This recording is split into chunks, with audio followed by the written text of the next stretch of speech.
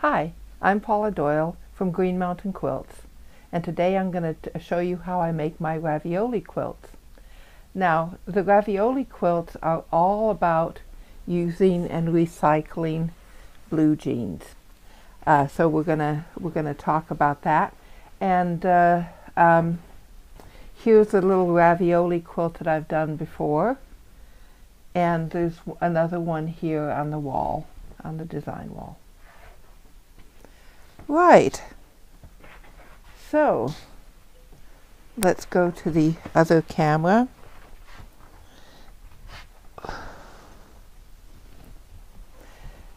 So what I do, I take the blue jeans and I usually cut off the legs like that so that I end up with something like that. And then I'm going to use my scissors just to cut the seams out so that I end up with a usable piece of fabric like this one here. And out of this I'm going to rotary cut 6-inch squares. So what I need to make the basic ravioli quilt is a square of the blue jean fabric, of the denim. That's a 6-inch square. A 5-inch square of wadding or batting, and this I get from my leftovers, so I keep the leftovers from quilts and cut the 5-inch squares of that. I also need a 6-inch square of flannel or another backing fabric. Flannel is really lovely and cozy, so you can use up your flannel shirts for that one. And then a 2.5-inch square of flannel for my applique. And what I'm going to do, I'm going to mark the denim, and I'm going to do that using the ravioli ruler,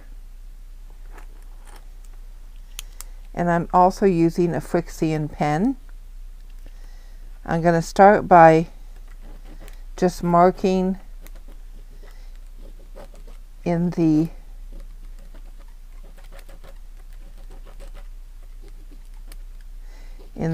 space provided by the template, and then I'm going to mark that center square on the front of the denim too. Then I'm going to take that and I'm going to flip it over, and I'm just going to mark the outside square again in the ditch.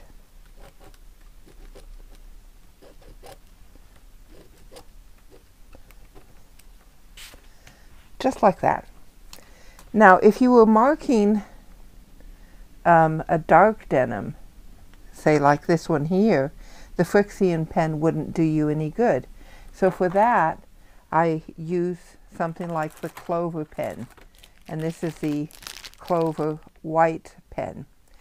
The unique thing about this pen is that it takes a little while to develop, so I would mark the same lines on the denim, so inside the ditch,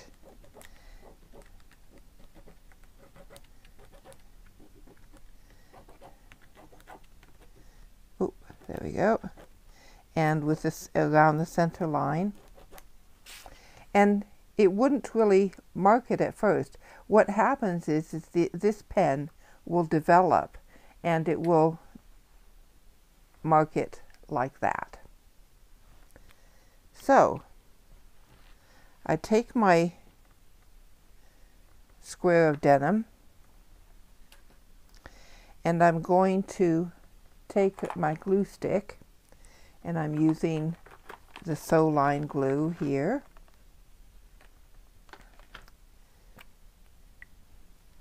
I'm going to mark, there we go, mark the center and close to the corners on the back side of the denim.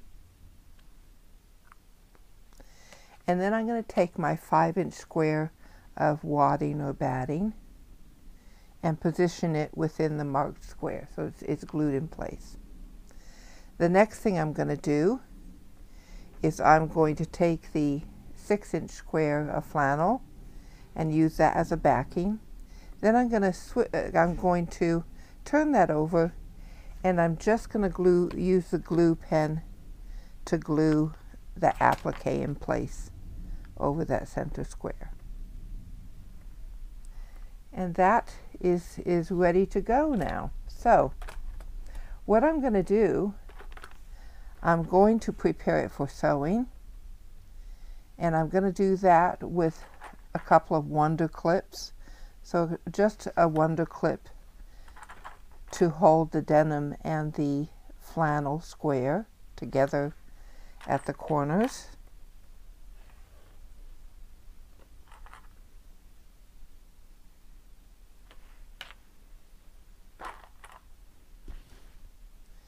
There we go.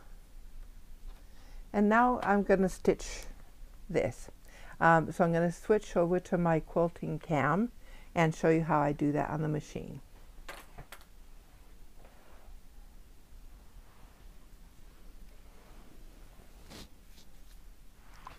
Right, I think I'm all in place. That's a dog barking in the background.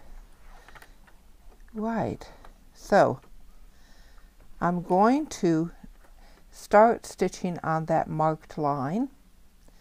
I'm going to bring up the bobbin thread.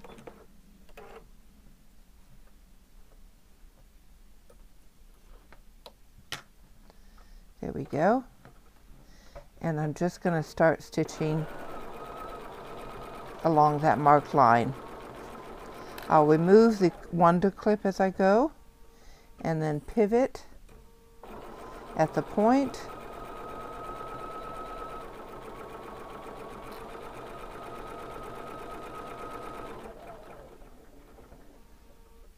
There we go, pivot again.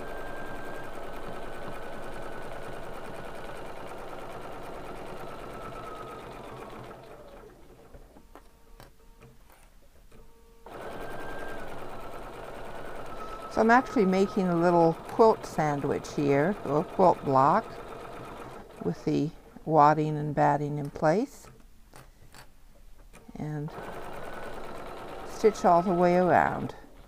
Now, what I like to do nowadays is, just to reinforce that, is I'm going to switch to a very small zigzag stitch and go around that stitching again. And that's just to make sure that it's not going to fray too badly.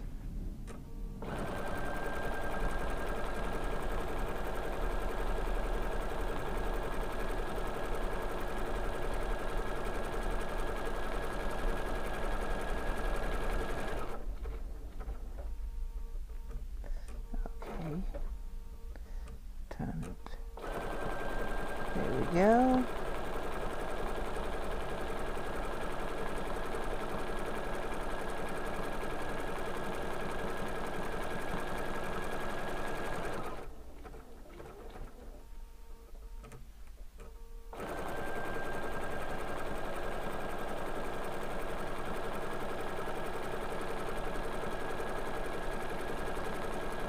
And I'm just coming up to the final corner on the block.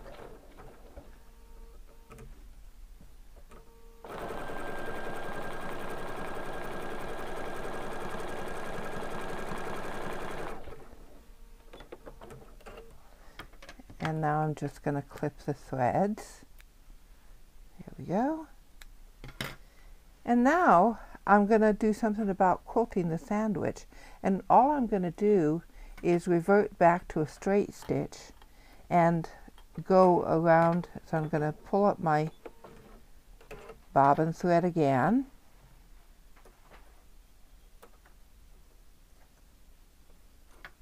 There we go.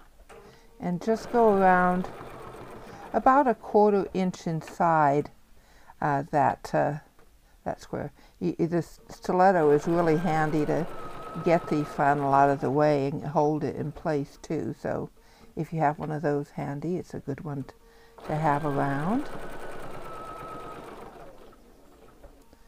Okay, there we go.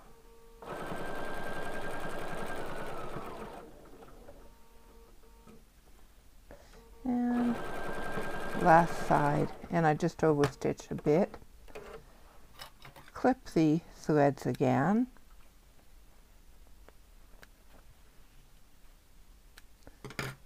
Nearly done now. All I'm going to do now is take the block over here and finish it off. And the way that I finish it off is with my ravioli ruler again. And you see this line, this 1/4 inch line done in the white. That's what I'm going to line up with that seam line. And I'm going to use my rotary cutter, but in this case I've actually substituted the blade for a pinking blade. And I'm just going to slowly cut away through the wadding and the flannel on the back.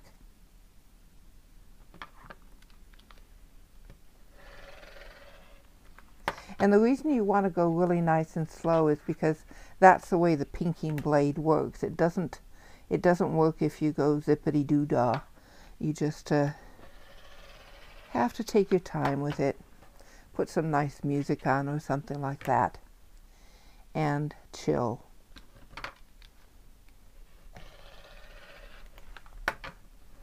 Right, and that is my ravioli quilt block done and quilted.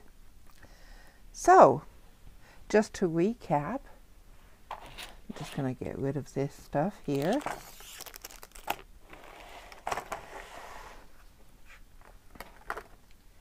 Okay. So, you're going to mark up the block, and you have an applique, you have the 5-inch square of wadding and a 6-inch square of flannel, and you mark up your square, and then you glue on the wadding to the backing, and you glue the center square. Then you take your wonder clips on the corner, you stitch all the way around and around the applique, and you can do that with a zigzag stitch in addition to firm up the block, and then you simply cut it with the pinking blade on the rotary cutter. Now, what you do with this block, this could be a coaster or a pot holder or something like that, but if you wanted to make it into a quilt, you're going to join that to another block like this one here. And you're going to just, in this case I want the flannel to the front and the cozy flannel bit at the back. So I'm just going to take my wonder clips again, line up the squares, and stitch. And so I end up with 2 blocks that are stitched together. And here's another 2 blocks that are stitched together. And the way that I would do that all in rows, and then I'd join up the rows. And to join up the rows, all I'd need to do is to take the two strips of blocks, and I'm going to use the big wonder clips here. I'm going to have one seam allowance pointing one way and the other seam allowance going to the other way, and I'm just going to clip these with the big wonder clips. And stitch again so that I have a little quilt. Here we go. And that's the back side of the quilt, so it's really nice and cozy. Now, you could do things a little bit differently. If you wanted to, for example, you could just use your free motion quilting stitch on your machine, and do a little bit of free motion quilting. You don't need an applique at all. And here's 4 blocks that I've done. So it's a really good way to practice your free motion quilting too. You could also vary the shape. So for example, in this one here, in this block, this is a sunflower that I've done. So I've used a circle in the center, like this, and glued that. I've also done an outer circle that I can run the petals to when I'm doing the free motion petals. And I have the wadding and the 6-inch square flannel. Then I'm going to stitch all the way around and stitch around the circle. Do the blanket stitch around the circle to make sure that those edges don't fray too bad.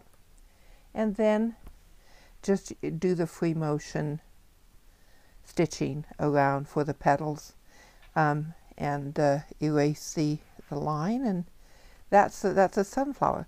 Now you could also do something like get a purchased applique from a haberdasher's shop, and do a block that way.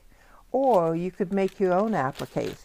So for example, if I took this fabric and I put some fusible webbing on it, I could actually do a little applique. Now, if you're going to do it out of fabric, you'll want to make sure that you applique it first and then do the satin stitching around before you do the sandwich. But this is a finished ravioli block with that fabric. And here's another piece of fabric which has some fusible on the back. It's a little kitty cat, and you know, you can just cut it into a shape and make it into a lovely block too. You could do yo-yos or Suffolk puffs in the center instead. Or you could not use flannel, you could use any other fabric. So there's still the jean side, but then you could use something like a batik on it, and make a ravioli quilt that way. Or you could use t-shirts as the other fabric. So this one is jeans on one side and t-shirts on the other. And the t-shirt fabric is really flimsy. So what you do is you take that and you put it into a bag, and then you take this product, Terrio Magic. And Terrio Magic is absolutely great. You just simply open the bag and spray the fabric inside, let it soak in for a while, and then iron it. And what you will end up with is a lovely stiff fabric that you can use that isn't going to roll when you're trying to do it, and it's going to act a lot more like cotton. So here, for example, is a little 6-inch square that I've cut out of t-shirt fabric. To do the appliques, what I'm going to do is a little bit of fusible webbing, and in this case I've just done the outline of a leaf, which I'm going to, so that's the wadding and the backing. So here's the leaf cut out. There we go. And fused. And then I'm just going to simply stitch around that block. Here's another one with another leaf on it. And then all I'm going to do to quilt it is do a little bit of free motion quilting. I just go around the edges of the leaf and do the little treat shape in the center. And here is another one that I've done. And the great thing is you can use all the t-shirt fabric that way, but you could also use, for example, motifs from your t-shirt to do a t-shirt ravioli quilt. Notice that on this quilt, the jean fabric is on the back side, and the t-shirt front is on the front. So it's the jean side that goes down, and it makes it a really nice picnic rug or something like that, or a sun lounger rug.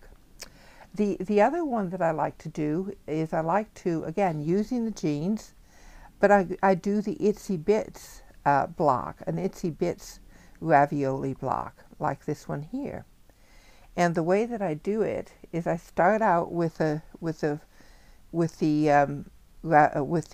wadding or the batting glued onto the jean bit, and then I simply take a piece of fabric and I build my black onto it. So for example, here is 2 pieces of fabric, and I simply stitch them on with a straight stitch, and then I'm going to take another piece of fabric here and stitch that on and build up a block that way, so that what I have is this. And then I'm going to stitch around it and with a zigzag again. And the final thing I do is I just go over every seam with one of your preset decorative stitches on the machine, and that makes it look a bit like a crazy quilting block, and it looks really fantastic from the back side too. And then use your rotary cutter with the pinking blade to cut out the block, and that block is ready to go. So I'm going to show you a couple of the quilts now that I've made. So are we back on this one? Yeah. Okay, so this is the standard ravioli quilt. This one is made with one pair of jeans, and I've made it for my dog, and you can see that it's nicely frayed. It's been washed several times.